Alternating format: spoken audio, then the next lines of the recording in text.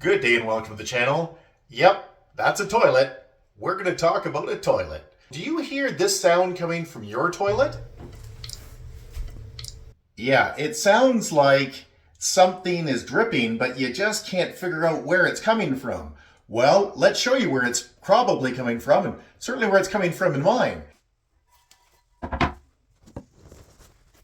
you look through it and you think there's a lot of scuzz in here. But trust me, you can fix this. This isn't rocket science and it's not gross. That is what is dripping right there. See? So what's causing that?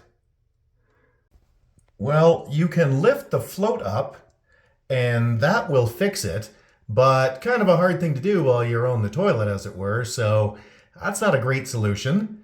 Now, you might think you just replace the float mechanism. That will work, but it's probably more to do with gravity. So what I'm doing is just lifting this tube up. This tube just comes out and you can just put it back in a little higher up so that you probably can't see that, but there's air bubbles going back in this now, and that's going to stop this from dripping.